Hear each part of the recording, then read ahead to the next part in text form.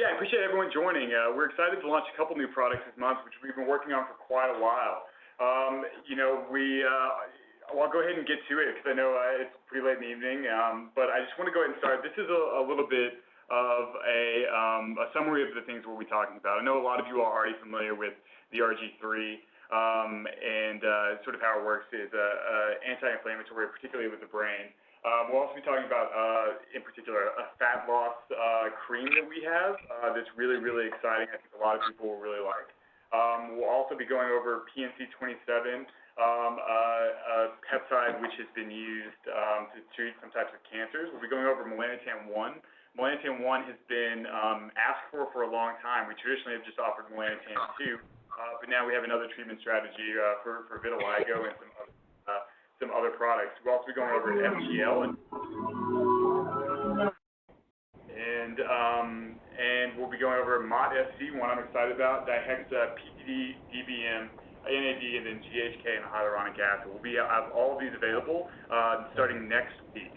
So with that being said, I sort of want to just go forward and we'll talk about RG3. I won't spend a ton of time on the RG3 because Dr. and several others talk about this way better than I could. But with that being said, neuroinflammation, particularly chronic neuroinflammation, is a big problem, and it can lead to a bunch of downstream problems and can be via a variety of diverse causes. And here we can see, a lot of times the neuroinflammation can definitely be a good thing. The positive effects of neuroinflammation, we have some remodeling of tissue repair. We have enhanced plasticity via IL-1 and IL-4. We have reorganization of priorities via IL-1, and then neuroprotection with a lot of cellular products as well. However, chronic inflammation, particularly increases in IL-1 and IL-6 or TNF or IFN gamma, can really cause some destruction, and that can happen via a variety of things. Most often, people are using the RG3 for, CIRS, chronic inflammatory response syndrome, or mold toxicity. And so neuroinflammation, we have several strategies to treat this with peptides. In particular, we have previously used things like cerebrolysin, thymosin beta-4, C-Link, and the C-Max. But now, for the first time, we are finally offering the RG3.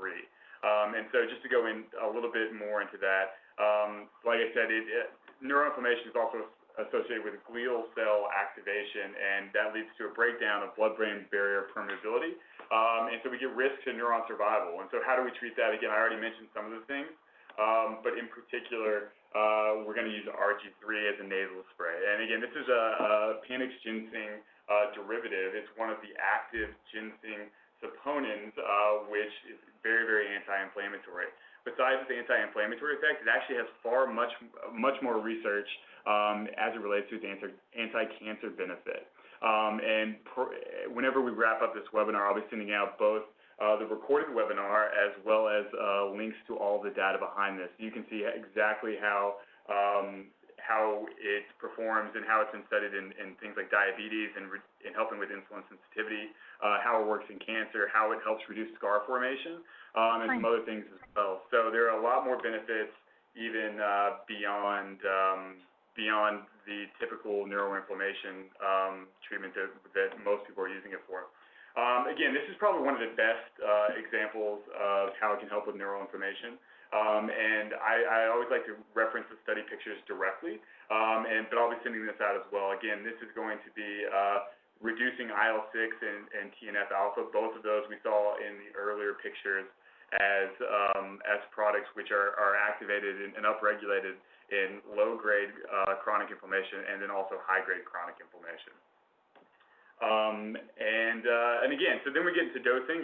For this, we have taken from sort of the industry leaders and mimicked a very, very similar product. Ours contains the nicotinamide riboside as well as methylcobalamin.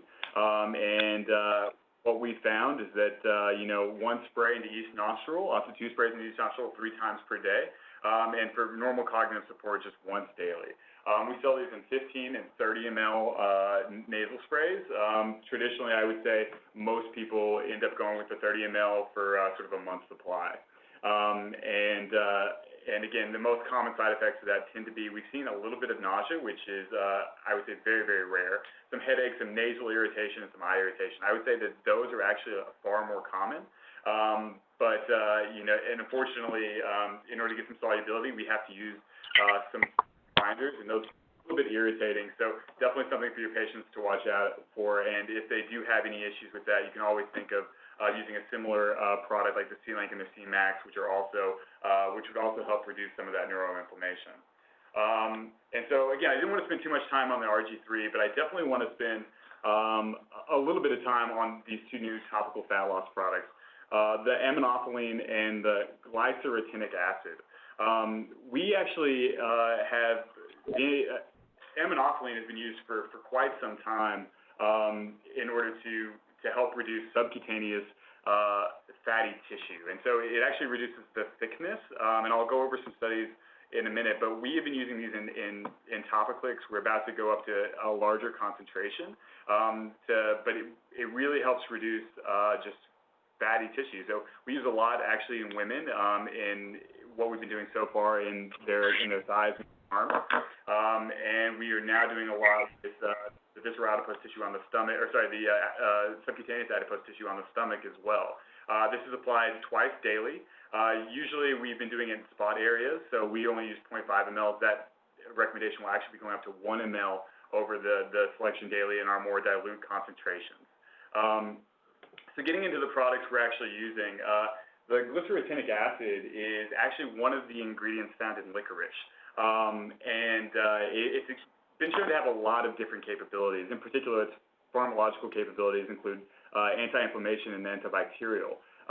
But in addition to that, it has some other aspects as well. We know that it can increase the level of glycerol and upregulate the mRNA of hormone-sensitive lipase, adipose TG lipase, and perilipin. And so all of these things actually work to help prevent the differentiation into an accumulation of adipose fatty tissue. And this is another paper I highly recommend anyone who wants to use this to read. It's really, really exciting, but where this gets even more exciting is in its actual trials. Whenever we look at how much of a difference it's making on some of these areas. This is another trial with the glycyrrhetinic acid where we show that it decreases the thickness of subcutaneous thigh fat just through topical application. And I'll go into a little bit about how quickly to expect results as well. But with this particular product, we saw, and again, this is at the bottom here, we saw a reduction with this product in around 1 centimeter in 6 weeks. So in 6 weeks, 1 centimeter, that's not very much, but whenever you use it in combination with the aminophylline, we see a lot of really, really good results. So the aminophylline has been studied again and actually shows 11 centimeters of circumference decrease in just 12 weeks. So unfortunately, there are longer studies with the glycyrrhetinic acid, but together we think this could be a really effective fat loss combination, and we've seen really, really good results in our anecdotal trials up to this point. Typical expectations for your patients are going to be, I would say, around 6 or 7 centimeters within the first 8 weeks. We see really, really good results with that. The biggest issue we have is making it cost-effective enough to do over large areas such as the abdomen. Currently, right now, the price for this for a 30-day supply still sits easily over under $100. But again, if you're treating really, really large areas, this is not something that you would just want to, for instance, apply all over the body. It's definitely going to be site-specific, so usually abdomen, thighs, and then upper arms. Those are the areas we've seen the best results. And again, I would love to answer questions on that a little bit later. But in the meantime, I definitely want to go over to the melanotan 1. As I mentioned earlier, we've been doing the melanotan 2 since our inception here in the United States and for several years in Australia. The reason we've been doing it is because it's a little bit more potent, a little bit more active than the typical melanotan 1, which is actually an FDA-approved product. The melanotan 1 is called afamelanotide. It's approved in the U.S. For photoporphyria. as a result of UV radiation. And so it's actually frequently used. It goes to the trade name senescence, and typically it's been given as a pellet insertion. We don't do it that way, but we now have it available as a subcutaneous injection, and a similar concentration actually to the melanotan-2, particularly for vitiligo.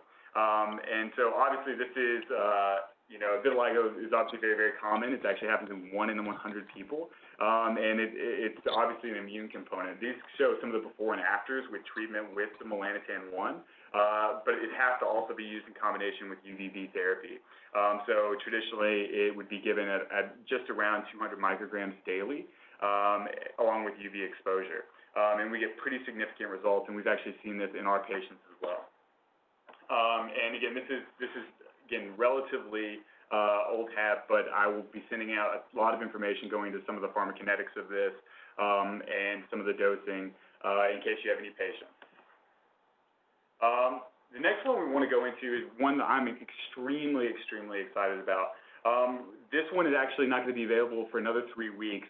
We've worked with the International Peptide Society to roll this out with particularly mastermind members to get a lot of feedback. So we'll be doing that for a little bit longer, but then it will be available for everyone. And this one is extremely exciting. And this is going to be the MOT-SC. And the MOT-SC is actually part of the mitochondrial genome. So for a little bit of a review, the mitochondria and the somatic human genome are definitely separate. And again, your maternal line will transfer the DNA from your mitochondria. Your mitochondria has around 37 genes, which it will transcribe, but it also has reading frames which RNA will be created for and will be translocated to the nucleus. One of these is actually the MOT-SC, and it has some really interesting biological activity. Another one of these open reading frames, for some of you all who might know, are things like humanin and a lot of some of those cellular protectors. So again, it's separate genomes, but there is a genomic crosstalk which alters the phenotype and cellular proteomics.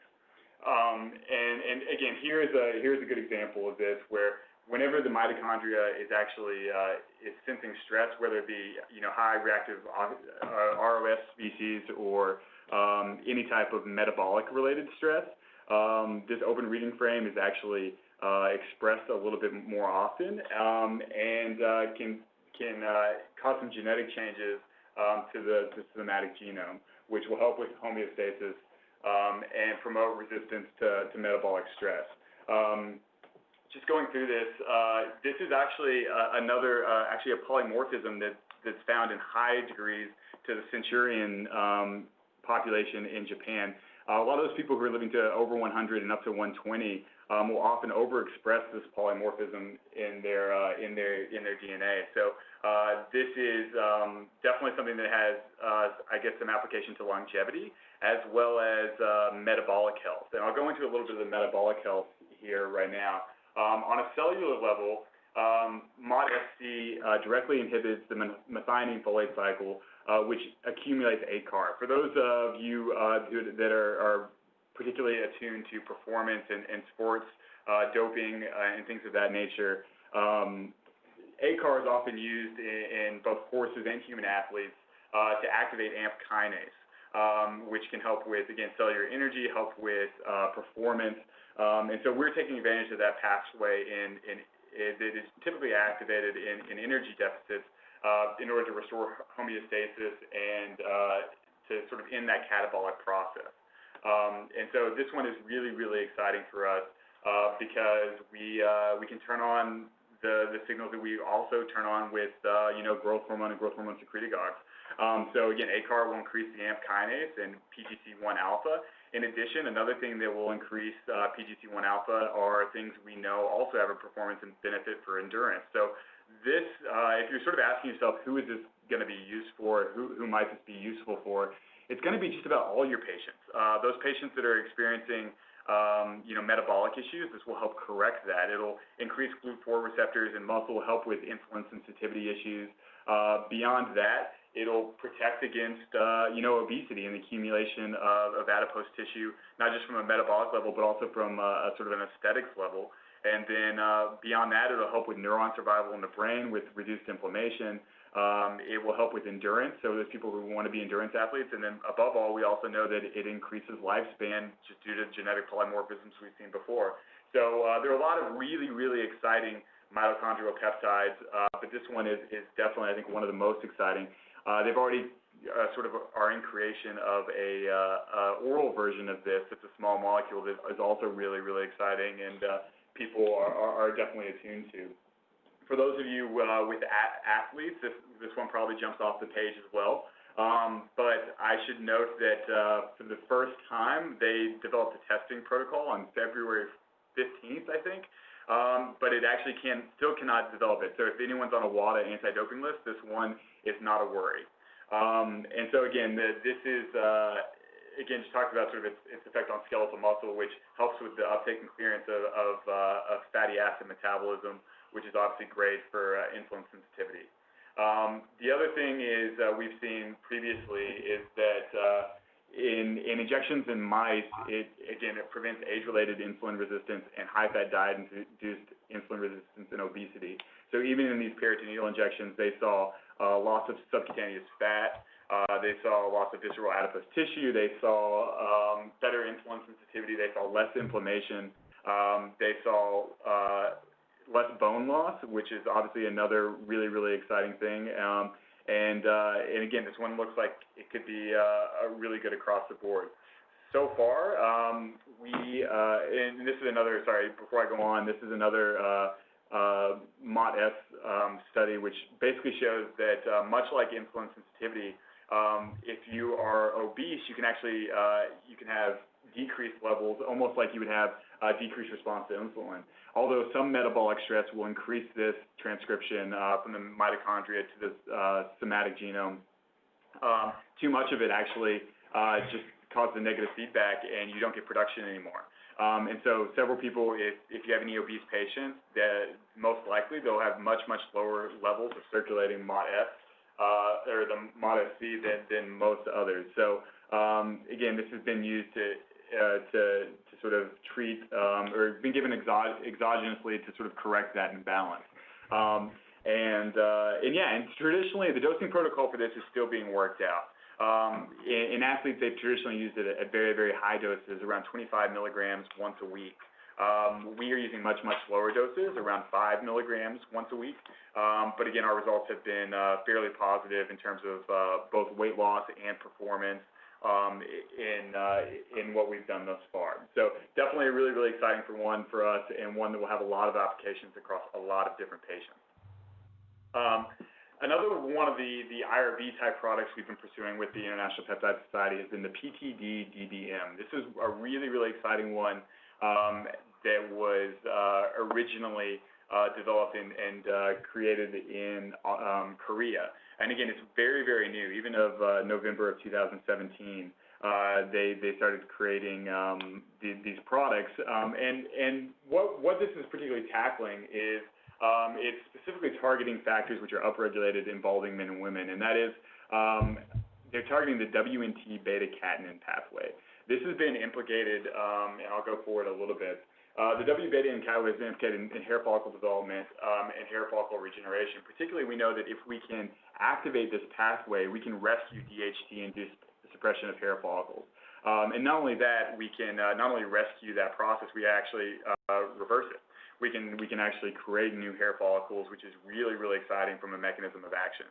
And so we've been using this as definitely an activator of this beta-catenin pathway. Some of the things which are traditionally an activator of this pathway are going to be things like microneedling. Microneedling is a very, very, very weak activator of this WNT beta-catenin pathway. So you get mild stimulation. With these exogenous peptides, particularly the PTD, you can actually even increase that even further. And so what we've traditionally done is use the microneedling both as a delivery mechanism, but also as a mild activator, and then compared it with two other products, the PTD and valproic acid, in order to really ramp up the activation of this pathway. The valproic acid is actually a pretty strong activator in and of itself for the WNT beta-catenin pathway, and it's really, really interesting. The PTD actually inhibits the inhibition. So it's a CXXC type zinc finger protein, which prevents which basically prevents the interaction with a protein called disheveled. So you get upregulation of phosphorylation. Disheveled goes to the nucleus to translocate genes which will increase things like Mdm2 and VEGF, which will recruit stem cells, which will prevent DHT conversion, and then again even increase your hair follicle cycle, so you're retaining hair follicles longer. The WNT beta-catenin pathway, besides managing DHT, is a very, very underlooked treatment strategy for hair loss. And so together we get some really, really good results, and I'll go through some of the experimental results as well. This is a lot of the cellular data that was used in terms of expression in mice, but what it really resulted in was sort of following up is some of these before and afters in mice. And we've right now are almost, I would say right now we're 9 weeks in our IRB and having very, very similarly positive results. So again, as you can see, the control group, all hair was removed, and then the PTD had a really good result. The valproic acid had a less result, but still a positive one. And then the combination had a really, really good result, with almost all mice showing full regeneration of hair, even in its early development. And this was in this picture right here, was after 3 weeks. So we're talking about hair regrowth very, very, very quickly. So we're definitely excited with that one. We know, though, that there are many, many factors involved in hair loss, and we would definitely recommend that that you follow the protocol we've been doing in the IRB, using a lot of things such as PRP and its growth factors, microneedling, the thymosin beta-4, which actually is another activator of this WNT beta-catenin pathway, in addition to its other effects on VEGF. But the thymosin beta-4 is a good addition to PRP, but with microneedling and this downstream pathway, we get some really, really good results. And then the zinc thiamine and GHK, both topically as well, we've been using. So we're hitting this from sort of all angles, not concerning DHT. If you do have a DHT program, I know a lot of people don't like to work with finasteride. But with that being said, if you're looking for an alternative treatment than just DHT conversion, just finasteride, minoxidil, which can cause some of those rebound hair loss problems, or even some of the sexual side effects of the finasteride, this is definitely something that you can consider as a treatment strategy.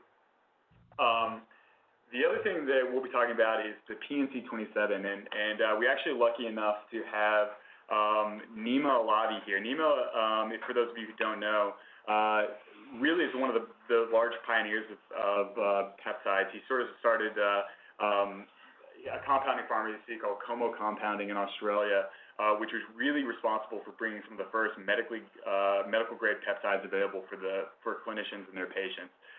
He actually gave a talk at the A4M in December regarding PNC27, and is actually going to jump in here real quick to go through some of the slides that he has. It'll be sort of fast and furious. We've got a lot of slides up on here, and so I just like to remind everyone that we'll be sending this out after the talk as well. And that all of this will be available. We'll actually even send a larger presentation to you as well in order for your consideration. So with that, I'll turn it over to him. Thank you, Ryan. Thank you. Hello, everybody. So I'm just going to go through, we don't have much time, so I'm going to quickly try and race through this PNC27 peptide, which is very exciting and a potential treatment for lots of different cancer types. So before I go into the actual peptide itself, just a little bit of background info in relation to which genes it works on.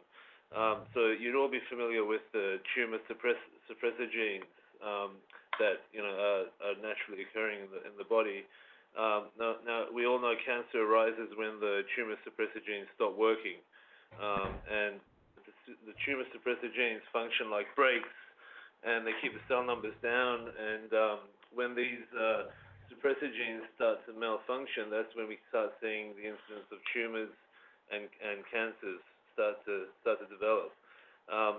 The one sort of the oncogene or tumor suppressor gene, which is relevant to the PNC peptide, is the p53 gene, which is activated by DNA damage. It is thought to be important in normal cells to slow the cell line when DNA is damaged and permit DNA repair. Now, failing this, it may be preferable for the cell to die rather than perpetuate into a damaged genome. Some of the action of the p53 gene on DNA repair may be mediated by some of the growth arrest DNA damage genes. The function of p53 protein can be inhibited as well, and this is where we see a lot of cancers arise. So there's another gene that's naturally occurring called the Mdm2 gene, and this gene actually binds to the p53 gene and deactivates it. And sometimes the Mdm2 gene can suddenly get overexpressed, and when that overexpression happens, that's when we start seeing our body's natural suppressor genes or suppressor ability to become compromised. And so the group of researchers at New York University started to look into the actual chemical structure of the p53 oncogene, and they noticed that there's actually a binding site on the Mdm2 receptor, which basically fits nicely into the p53 gene. Now, the p53 gene, once it's attached to the Mdm2, so we call it the p53 Mdm2 complex, that's when it becomes deactivated. So it's at that stage that we start seeing a lot of cancers arise, and this seems to be a common kind of denominator in lots and lots of different human cancers. This is one thing that we seem to see throughout, the majority of human cancers is this, inhibition of p53 to do what it's there to do. I guess what the team at the New York University tried to do is actually put together a peptide that can deactivate the Mdm2 so that it can't go ahead and deactivate the p53 gene. And there's obviously a binding site on the Mdm2 gene which looks very similar to p53, which basically is available for tagging with a particular peptide. And by tagging that site, you can basically deactivate the Mdm2, and therefore you have lots and lots of p53 available for its tumor suppression properties. So the peptide that Ryan mentioned earlier, the PNC27, is exactly that. So it's a peptide that looks very similar to the p53 gene, slightly different, but what it does is it goes and it competes for the Mdm2 binding site. The p53 binding site on the Mdm2 receptor, and basically deactivating it. And what we see is we get a massive rise in the p53 concentration, and that seems to do wonders. And I've got a little bit of info here. I've got a few trials here which we're going to send out under the slideshow, which you find very interesting. But if we just consider the facts, so we've got a p53 tumor suppressor protein which exerts anti-proliferative effects on DNA damaged cells. That's point number one. Number two is we've got an Mdm2 oncoprotein which is a potent inhibitor of p53. Number three, we've got Mdm2 binds to this p53 domain, Mdm2 binding site. So we also have, basically this peptide's been designed and it binds to the p53 binding pocket. When this peptide was introduced into cells containing low levels of wild-type p53, we saw an accumulation of endogenous p53, and the disruption of this p53 Mdm2 complex alone is sufficient to stabilize the p53 protein and activate p53 response. Now, what's interesting is this approach did not cause any DNA damage whatsoever, and upon trialing this, we found that it was phenomenal. We found that there was almost 100% cell death. So this was trialed on human pancreatic carcinoma cells. and we found there was a 100% cell death of these TUC3 cells, which is basically pancreatic cancer cells, and there was zero cell death for any non-TUC3 cells, which is phenomenal. I mean, you've got complete selectivity of the cancer cells.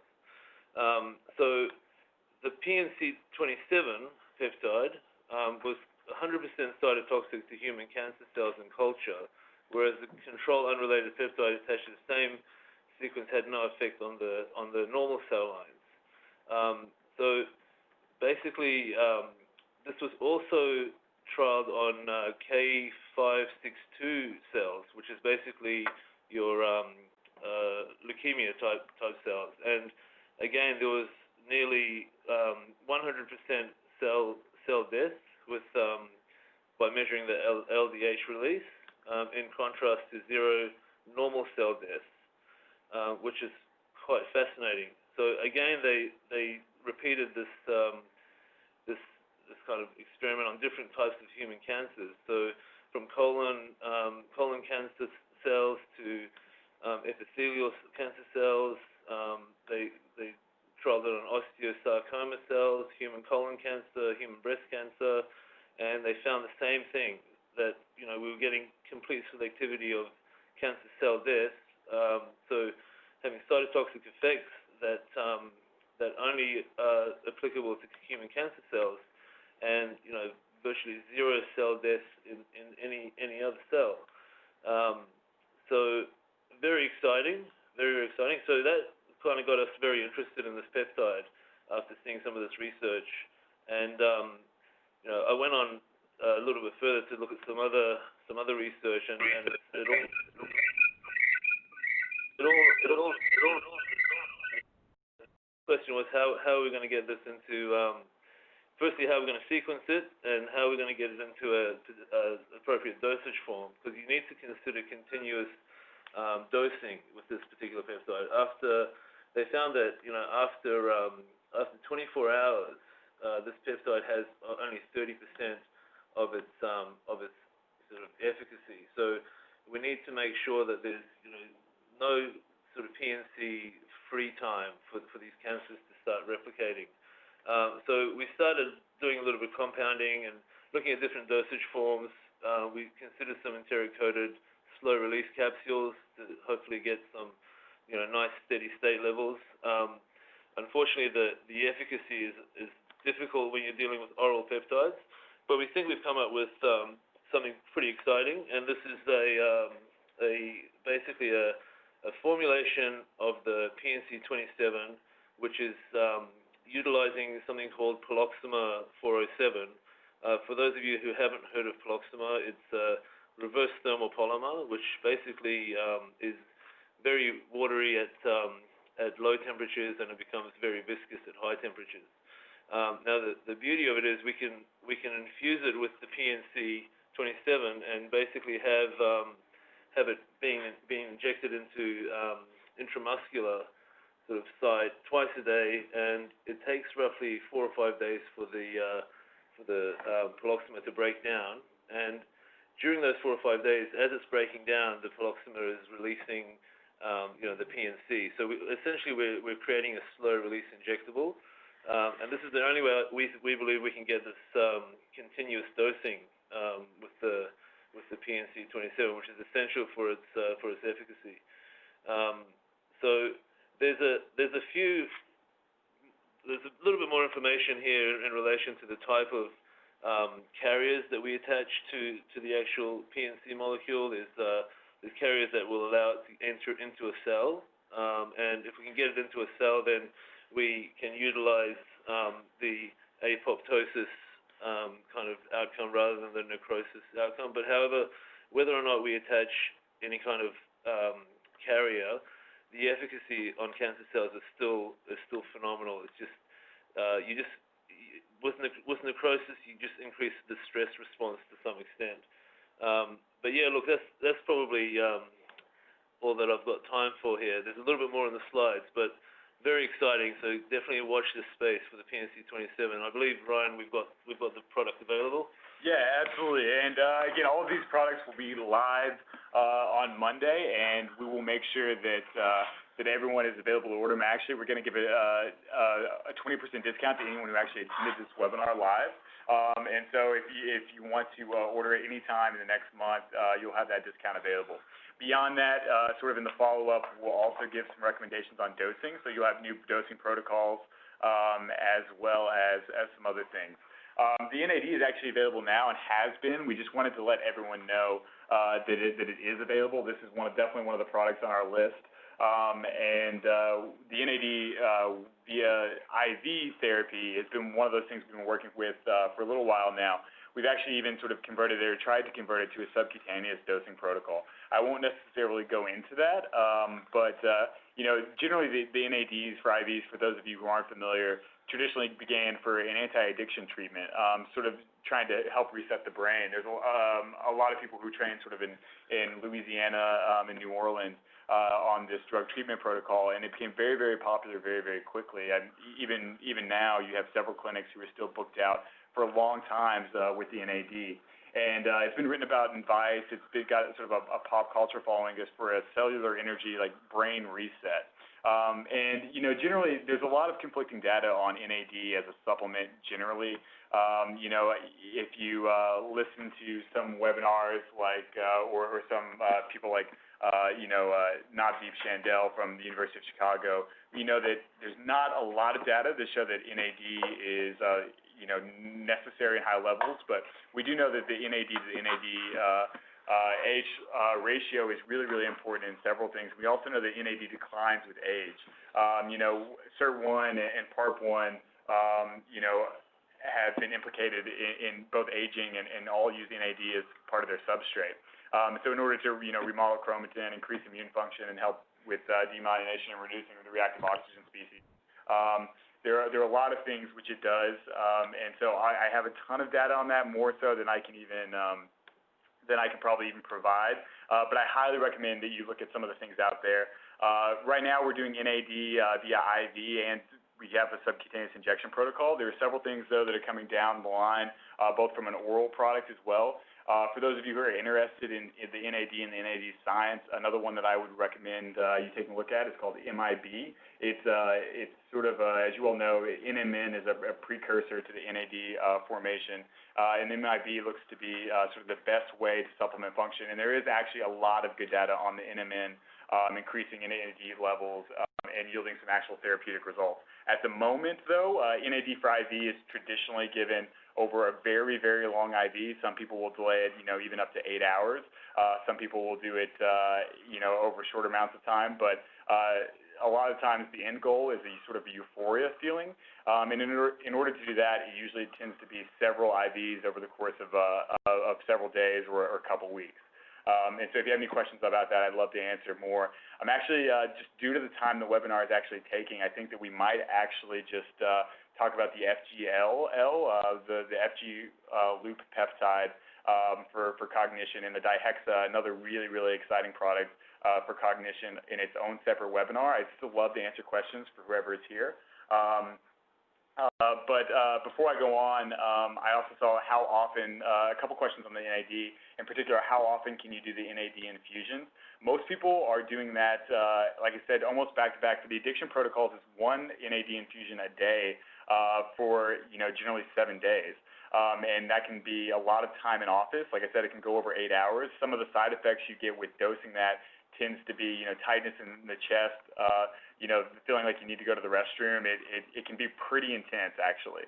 And so you can do it, day after day. I know a lot of people will do this before athletic events. I know a lot of professional teams as well. For the NAD, the typical dosing of that in an IV bag will vary as well. Some people will go up to 1 gram. I would say most people end up doing around, 600 to 800 milligrams in a 500-liter bag, and then dripping that, like I said, over the course of quite some time. A lot of people traditionally control the drip, and so that the patient can sort of manage their symptoms and go at the speed that they wish. I've also heard some really, really interesting, theories as to why you're feeling the drip. I've heard that the NAD can denature some of the the histamine, and that might be where you're getting reactions. So some people are even thinking you can use it as a diagnostic tool to show where you're keeping a lot of inflammation or some of that histamine. Again, I cannot verify that with any information, but it was still interesting given the prevalence of the therapy now and the level of trust I have in the person that told me. So again, the NAD for IV is definitely common. Just for those, I do have some people asking sort of privately. The subcutaneous protocol tends to be anywhere from 100 to 150 milligrams 3 times a day. And so if that doesn't typically, I would say, yield the same euphoria result, but it definitely doesn't have the same side effects either. But I also recommend if you to go on the lower side of that, usually 800 to 100 milligrams per injection before if you're really worried about the side effects. And then lastly, before I open it up to questions on all the products we currently have went over, I just want to talk about the GHK and CU and hyaluronic acid. The GHK CU is a product we've done for a long, long time. We're just adding a slight twist to it with hyaluronic acid so that anyone who does any type of microneedling procedure might be able to do it. And so the GHK CU in particular has a lot of different effects, both even changing the genome and its expression, but also as it relates to extracellular matrix. So together we know that it can upregulate fibroblasts, it can upregulate keratinocytes, and produce growth factors. It can activate stem cells by sort of flipping that copper switch, and all of which leads to better skin. Some of the skin trials were, showed it better than vitamin C or retinoic acid combinations.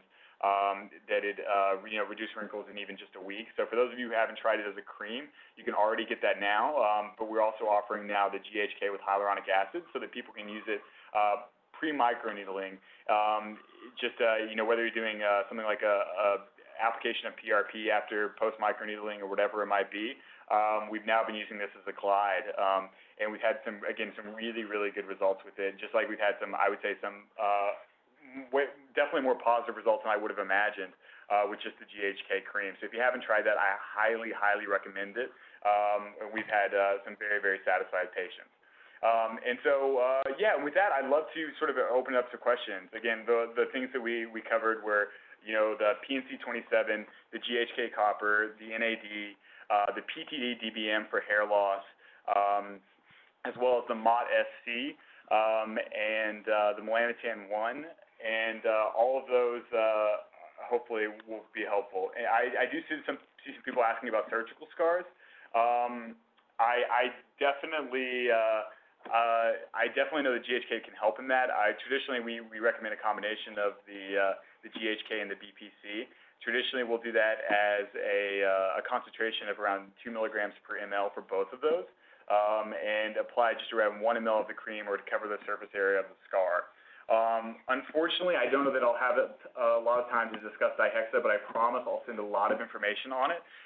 Just to briefly talk about it, it is a really, really exciting variant of angiotensin, which sort of activates c-Met and can cause some increase in synapse and rescue neurons. It even causes it tends to have 7 orders of magnitude, so 10 million times more potent than brain-derived neurotrophic factor. We're being very, very, very cautious on it as to date, so we're dosing it low and doing it through transdermal application. Just to reiterate on that BPC for scar formation, we're still doing that actually topically. We're not injecting it, but I don't think that would have a negative effect, and would actually love to see someone try and hear some anecdotal feedback. So the GHK, if anyone has any questions, please let me know. I think the one that everyone will be interested in would be that MOT-SC. If anyone has any questions on that or needs any help with the dosing protocols, please let me know. Like I said, I'll be sending out both the pricing and the dosing protocols for you all to look at immediately after this. As soon as we get the video downloaded and in the email, we will send it out to everyone. The dihexa is often used in combination with the cerebrolysin, Andrew. We definitely have done that before. Those, I think, are probably our 2 most potent products for neuroregeneration. So the people we've targeted with that are going to be the pretty severe Parkinson's, Alzheimer's, and again, I think the MOT-SC actually might have an effect in that as well. As you well know, Andrew, from the human type products, we know that there's a neuronal benefit from the activation of some of those AMP kinase pathways and for the mitochondria. And so we definitely would recommend the dihexin and cerebrolizin together for those who have pretty far progressed neurodegenerative diseases. With that, I'd like to open it up for any more questions. I know hopefully I've answered a lot of those. And then, like I said, in this follow-up email, you can always feel free to reply to me, and I'd be happy to get back to you as soon as possible. And like I said, we'll talk about the dihexa and the FGL, which is also really, really exciting. If we can ever get the FGL down, I think it's going to be just as potent as the cerebrolizin and the dihexa, and it's also going to be nasally bioavailable. So really, really excited about that one as well. In terms of the PTD and stem cells, we actually have not done those combinations. The PTD DBM definitely would look to be effective with stem cells just due to its mechanism of action. We know that, again, via its interaction from a transcription basis in the DNA, we know it's upregulating MMP2 and VEGF, which are going to attract, chemo-attract and differentiate some stem cells. So I would only imagine that they would be synergistic, although we have no experience there. With that, if anyone has any more questions, I'll sort of end it. But again, you always have my email. I'll provide all of this, and then hopefully we can continue to add some really, really good tools for your clinical practice. I appreciate everyone's time and look forward to talking further. Thanks so much.